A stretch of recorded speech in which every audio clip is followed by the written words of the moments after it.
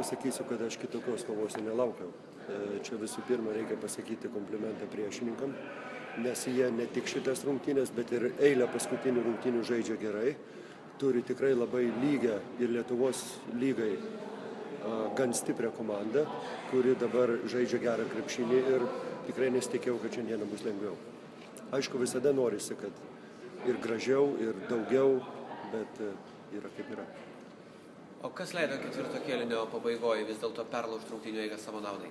Na, aš galvoju vis tiek, kad tie keletą apsigintų kartų be baudų ir paimtų arba paimti laikų kamuoliai ir galų gale išnaudotos mūsų pačių padėtis puolime leido vis tik tai perlenkti rungtynės ir įsirašyti pergalę, kur buvo labai reikalinga ir džiaugtis rungtynėmis be abejo nėra labai ko, bet pasiekėm pergalę ir laukiam dabar ketvirtadienį.